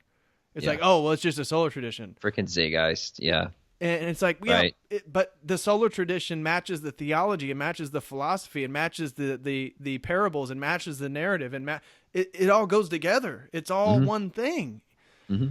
And and it's like, well, that stuff's true. So if that's true, maybe something historical is true. But it's like, I have unfailing faith in the tradition now, and sense of what it's trying to convey theologically. And it's not about the sola fide of Protestantism, where faith alone. It's not the sola scriptura, where you just have to have scripture and you just have to have faith. But I believe in it, and it's like the faith for me is knowing, like Terrence McKenna has the idea that nature cares about you, and I have this video called "Follow Your Intuition" that I created of Terrence McKenna, and at the end he talks about the whole joke of reality is you figure out that nature or life is a feather bed, and that when you take the risk, you realize that you're still protected. And it's like, well, that is faith in God. Essentially, it's just another way to articulate it. Yeah, it's just trying to say the same thing that he's saying 100% secularly within theological language. What's the verse about those who worry about, don't you see the birds of the field? There's a Bible verse about like the Lord provides for the birds of the field, right. Not to be worried. There's enough, do not worry for tomorrow, for there are enough worries today. Be as the bird in the field, because the Lord provides for them. He will provide for you. So, and again, it's the ultimate act of faith. And do you know Steve Harvey? Yeah. So I was listening to, he does some inspirational stuff too. And he was talking about that. He goes, man, you got all this, the secret. You got all this, think hard, you think rich, think and grow rich, man. It's all the Bible. That's all it is, man. Right. Just written over. They all took it from the Bible. The Bible's the best self-help book that's ever been written. And I was listening to him today about that. And, that's really kind of rang true with the conversation. So. Absolutely. No, I agree 100%. Maybe we should go back to the natural medicine. We kind of took off in a rocket ship towards. No, it's all good, man. We went authentic, real conversations, dude. I know, man. People want to hear, dude. It's what in the age of authenticity is being faded, and people use platforms like this just to make money. That's one of the things that really frustrate me is how many people just, I'm going to create a podcast to make money, and I'm like, I can tell when I'm talking to them that it's just like, it's an avenue, like a lot of people, getting into the coaching realm and, Oh my God. it's just like, even in natural medicine, there's people that just get into it because, they know they can make a buck, man. And there are some naive people out there, and they'll take $1 every time they can get it. And so we've talked about this, how we both like, I'd love to make a career out of this. You'd like to make a career out of this. And I think it's from an authentic standpoint, like it's not about the money, man. I got into $250,000 worth of debt because I decided that I would rather do something I love and be in debt the rest of my life. Now, I also hope that in taking those steps that I took the right, I had the faith to do what was right, and I'm hoping that I'm rewarded. But if I'm not, I'm not. But I also see people that are just in the age of, what's the Tyler Durden quote about, we all thought we were going to be rock stars and we're finding out really quickly we're not. So people are compensating, in my opinion, and trying to figure out ways to scheme. And we're all like, we're using up resources from the future and they're burning it now, man, getting in debt and all this stuff. To be honest, that's one of my biggest frustrations with like the spiritual community, the new age community, is like, I see people online and they may have pretty like decent followings. I mean, larger followings than I have, but they try to present themselves as experts on everything. And it's like, they actually don't know much of anything. And like, they know about Christianity. I'm like, dude, you watch Today Guys. Okay. You're not an expert. Right. And I'm all for it. Like, they might know one thing I don't. Dude, I'm all about that. When Dr. Joe Pizzorno, I talked about his book, he talked about the founder of our school. And after 90 years, this guy was a naturopathic doctor, and I forget, he was like 80 or 90, chiropractor, midwife, like kind of seen it all. And I forget how old he was, and him and Pizzorno were at a conference. And he's like, why are you here? You're like 70, or how old you are. And he goes, you could probably give every presentation here. And he said, there might be one thing here I don't know, kind of thing. So there's still like that, having that level of humility. But then there's also people that just like, it's the Dunning-Kruger effect. You're familiar? I don't know who that is. That's the law. It's basically a law that says you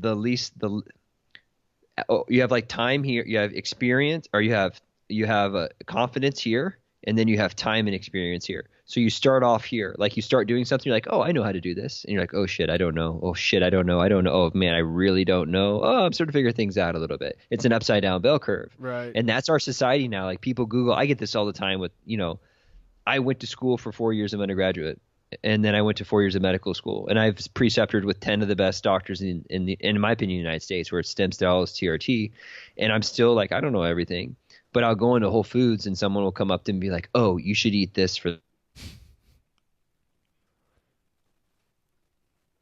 Hold on, go back. Health course this weekend. And hold on, we froze. You go into Whole Foods and somebody says you should eat. That's the last thing I heard. Like, this has corn in it and this will give you diabetes or whatever. And I'm just like, I'm like, that's interesting. Where did you learn that? Well, I took an online course this weekend. That's one of the worst things about naturopathic medicine is like, people are like, oh yeah, I practice. Name.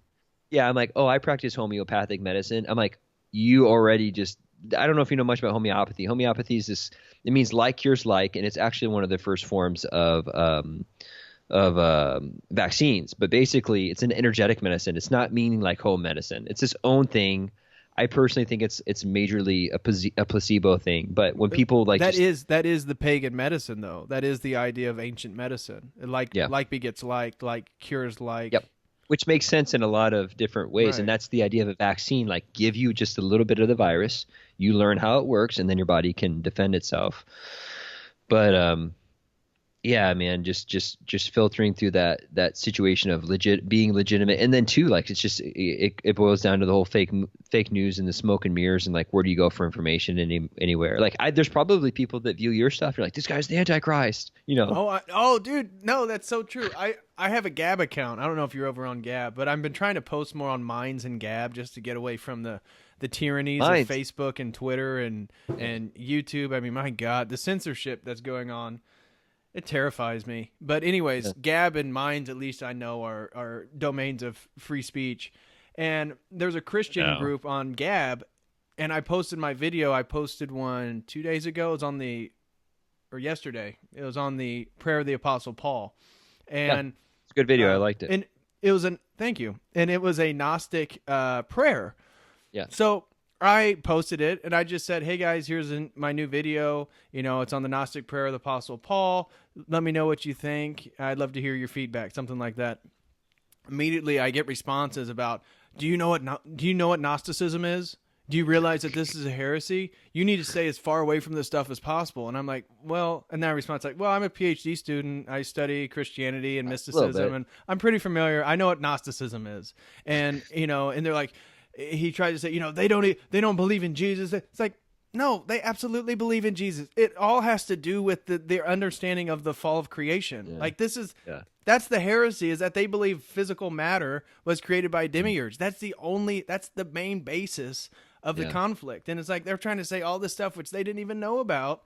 And they're just terrified by the idea that I was posting a Gnostic prayer. And it's like, guys, like, what immediately came to mind was like the metaphor in the Bible about building your house on a rock and building it on sand. And it's like, if you're so terrified of all this, of literally other Christians, I mean, Valentinus, the Valentinian tradition, Valentinus was a Gnostic early church father who had a totally different understanding. He was almost Pope. He was this close to becoming Pope. If he became Pope, the whole Catholic Church would have been entirely different. Like they would have included all these different Gnostic scriptures and stuff like that. But because he didn't become Pope, somebody else became Pope who didn't like the Gnostics, and that's how we got the canon that we got. Yeah. And it's not to say that the Bible isn't true, because I think all these texts are inspired to a degree. And but it was just amazing how people were so terrified of that. But once I told him that, I'm a PhD student, I'm actually a Christian, and then I told him God bless at least one of the guys. He was Catholic. Once I like said, God bless, bro, we're on the same team here. Then he was like, "Oh, okay, God bless you too." And then he liked all the comments when I was like trying to refute like what he was talking about. But it's like, good guys, don't be afraid of you can't be a spiritual warrior or somebody really driving to know what's true and be afraid. You have to be a filter. You have to look at all this stuff and figure out what kind of coheres, what makes sense, what is real, what is true. And that's why I love diving into the Nag Hammadi stuff. There's a lot of stuff I don't believe in. Like I like the Gospel of Thomas. Some of the quotes that are attributed to Jesus, they seem like nonsense, but some of them are like super, super powerful. And it's like the second verse in the Gospel of Thomas, it talks about seeking, and it's talking about like, if you seek, you will find. And then, I'm not quoting it very well at all. I should probably grab it to quote it correctly, but essentially there's stages of seeking. And when you seek, you'll first discover, and then you'll be terrified, and then you'll be elated, and then it's time for rest. And it's like, well, that's almost like the psychedelic journey, right? You find the psychedelics, you take the psychedelics, then you're terrified, then you're elated by what you figure out, and then it's time to rest and figure out what you just experienced. Now, obviously, I don't know if they're talking about psychedelics at all, but I think they were. But truth is truth, so it doesn't matter how you approach it. Psychedelic just means, again, and psychedelic just means psyche revealing. It doesn't mean you have to take a substance. It just means you have an experience that walks you through those areas. So right, and yeah, exactly. You don't have to take the substances, and you listen to Aubrey Marcus? Yeah, I like Aubrey. Yeah, he has some interesting things. I agree on some and not so much on other. But he equates the psychedelic experience. He says, if you can get there naturally, but why burn down your house to bake a loaf of bread? Just turn on the oven. Where you got, okay, I'm going to fast for 30 days. I'm going to not do any water. I'm going to do breath work for 4 hours. Or, you just take a little bit of this plant or take a little bit of this, and it gets you kind of there. But I think you hit on something that I haven't really thought about, was just like the sacrifice and what you put in to it makes a big difference on the outcome of the situation, because like anything, things feel so much better when you've worked hard for it. Right. So I think there is something to say in the psychedelic experience. And I haven't found this quote. Jordan Peterson quotes Jung. He says, they asked Jung about psychedelic experience, and he said, beware of unearned wisdom. Mm-hmm. Have you heard Jordan Peterson say it? Yeah.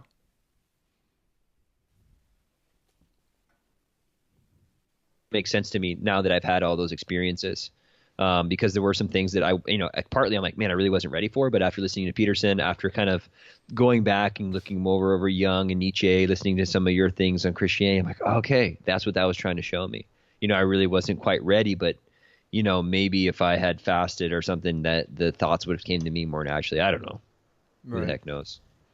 No, I feel like that's my spiritual life has developed further because I am being more disciplined about my actions, about my way of living. It's like I just noticed for the last, previously maybe the last 3 or 4 years, it was all about intoxication. It was all about knowledge. It was all about reading. It was all about knowing what it is, and then and taking psychedelics or smoking or marijuana, cannabis, and then it's like the realizations I had within the last 6 months is that like one of them was explicitly about Christianity, and then within that one it was also about my own vices regarding substances.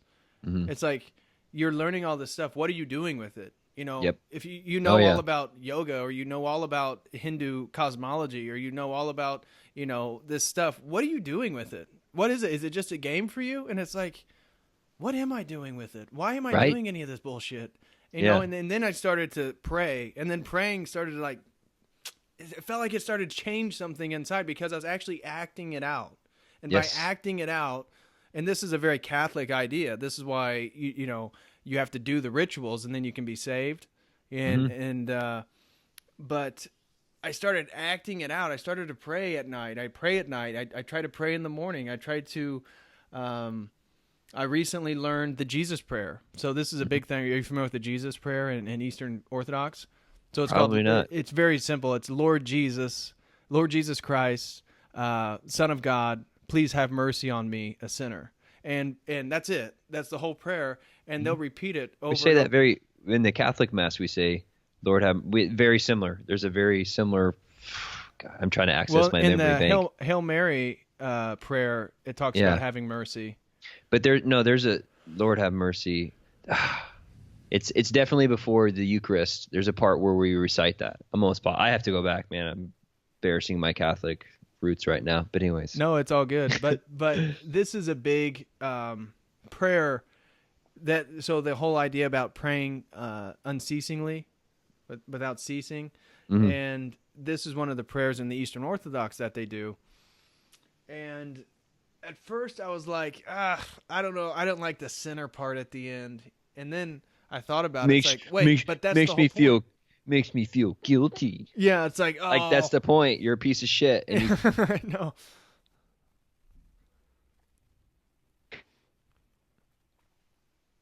You cut out there. You said that's the point. You're a piece of shit. Yeah, then I stopped because yeah, but that's what the I truth. started to realize. That's why why do I not like that? It's like this egoistic idea of who I am, and it's like, Lord have mercy on me, a sinner. I'm perfect. I'm fine just the way I am. I know, and it's like yeah, I like that. And so I looked it up, and there's version. It's Lord Jesus Christ, Son of God, have mercy on me. Then there's Lord Jesus Christ, Son of God, have mercy on me, a sinner. And then there's Lord Jesus Christ, Son of God, have mercy on me, the sinner. And I started to think about it. It's like, man, maybe I should start saying the sinner, like almost taking on the, like a Christ-like practice of taking on all the sins. You know, like I'm the sinner. I'm the archetype of all sinful beings. I'm the archetype of what, the theological conception of Jesus coming and saving us, saving the sinful people. I am all the people that he saved. You see, like all those sins, I do those sins, Yeah. And all those sins are things. Maybe focusing on the sinful part is actually the most powerful. Yeah. And all those sins are things you have to watch out for. You say like, well, that's not a sin I need to worry about. Like that's the sin that's going to get you. So again, taking on the sins of the world, meaning that you have to stay away from, all the 10 things in the commandments to say that we have to stay away from. So makes sense to me, man. Yeah. Okay. Well, I promised my girlfriend, my beautiful girlfriend, Amelia, I know that she'll probably listen to this, and I told her I would tell everybody how beautiful she is. Whoa. What are we doing? Cut it. I have some questions regarding what are your thoughts on Moringa oleifera. She wanted me to ask these 3 different questions. I want to get your thoughts on those as a natural Okay. medicine doctor. Mm-hmm. You mentioned it earlier, but if you could go maybe dive in a little bit deeper on it. Oh yeah, moringa. I actually, when I was in Costa Rica, they talked about it a lot. The main things I really remember was like asthma, and it was super high, I think, in vitamin C. It's just one of those plants that's it's super high concentrated in a wide variety of micronutrients like vitamins and minerals. So when you think like vitamin C, you think oranges. And I can't speak too much on moringa. The main thing I remember was like asthma, and I should go back to my notes. I think it was like lactation, really. But if you look at all these herbs, and this is just my overall view of herbs, is you talk about, like turmeric, again, is one of the real popular ones right now. They all have 1,000 things that they do. So it's really hard to boil down one mechanism of action. And my biggest advice to people is just, you should be eating these in your food. Like moringa in Costa Rica, to my understanding, and it actually came from like,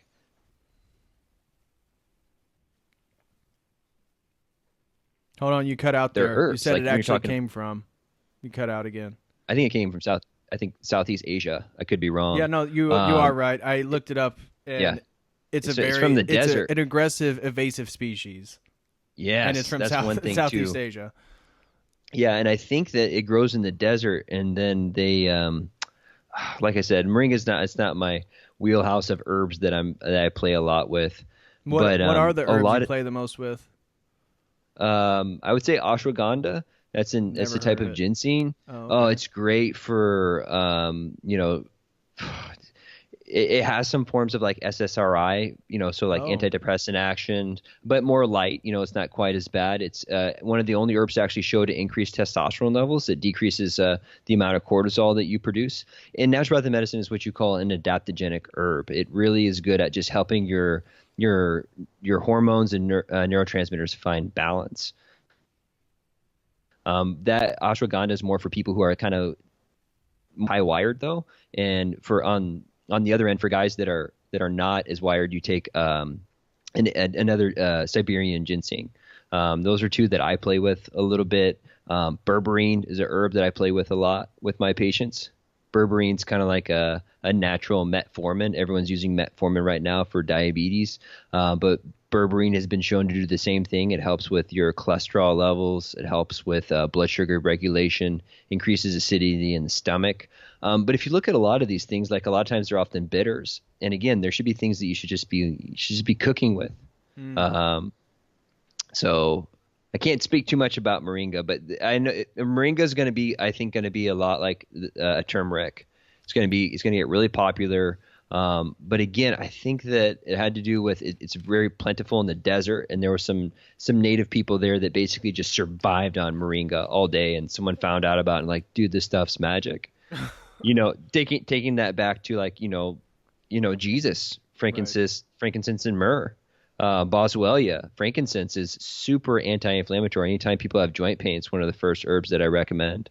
So it's cool that there's a little bit of hint of Jesus using some herbs, but I wish we would know a little bit more of whatever stuff he was using. Well, that would be an interesting thing for me to focus on, maybe for a academic paper or something, is diving into all the non-canonical scripture and really trying to find out any references to herbs, and then like come up with a paper that tries to talk about all the herbs that are described in canonical and non-canonical scripture regarding Jesus and his healings. And the same thing, like incense, sage, sage has some antimicrobial spot. Like when they talk about smudging, like literally people, like there's some antimicrobial aspects to sage. Rosemary is really good for your brain. So putting these things in the air actually have like medicinal benefits. Being in nature, there's some studies showing that I think smelling pine tree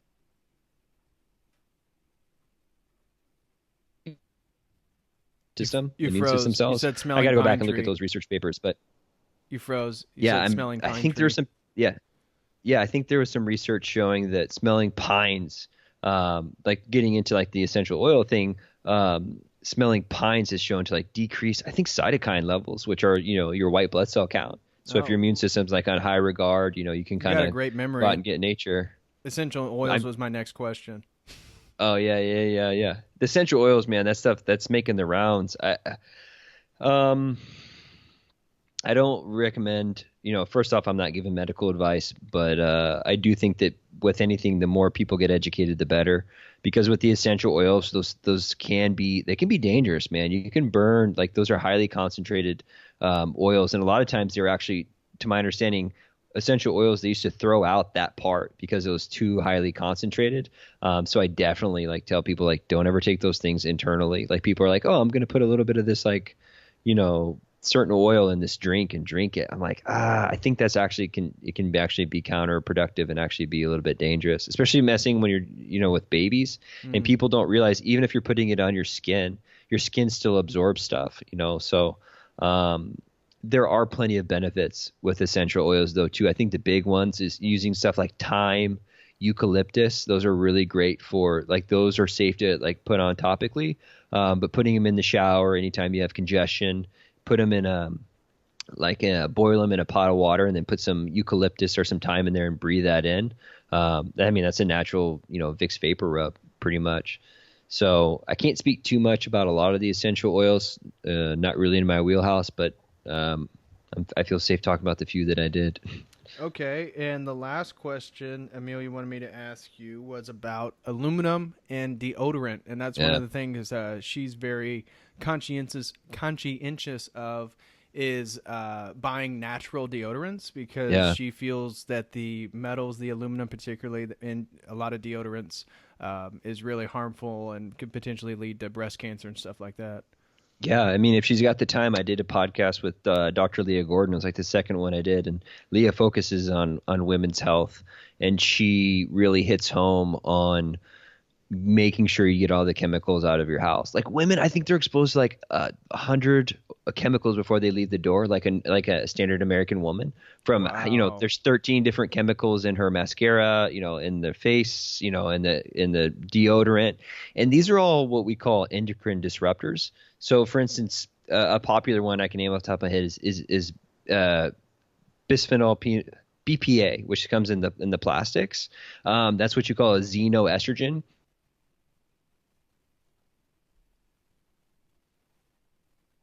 Receptors and have an estrogen response. You said so xenoestrogen. That was the last time. Then you broke up. Yeah. The storm's kicking in here. So, it's raining like crazy here. Yeah, I saw you guys were going to get a bunch of snow. Snow in Berkeley? Like, maybe. I saw 10 feet of snow. It's going to be somewhere in northern Cal, probably a little bit north of you guys. But we had snow in L.A. Did you really? But damn.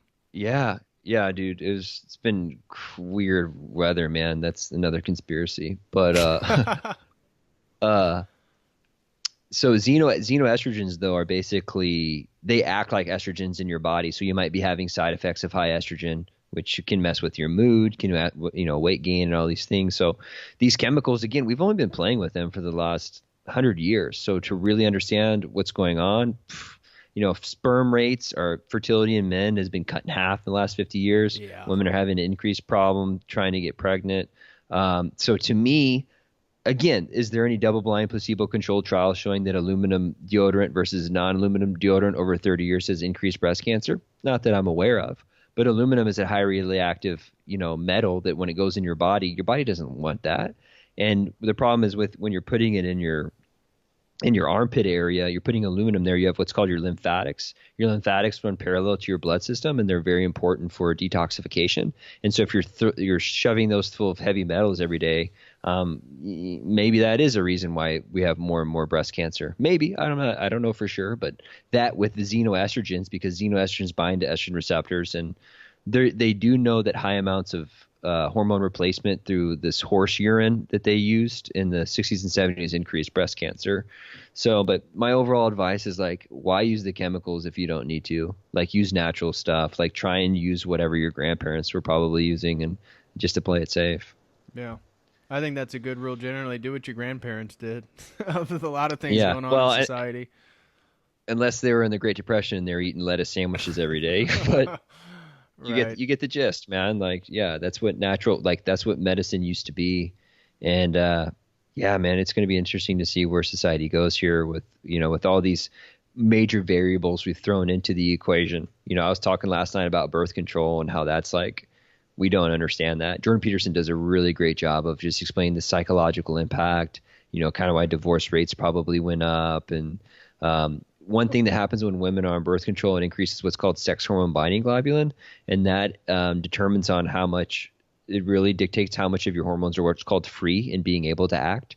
And to my understanding, when women get on oral birth control, hormonal birth control, the sex hormone binding globulin goes up pretty much for like life. So, Wow. again, things that we didn't, things that I don't think we knew that 20 to 30 years ago. So that with 5G, I mean,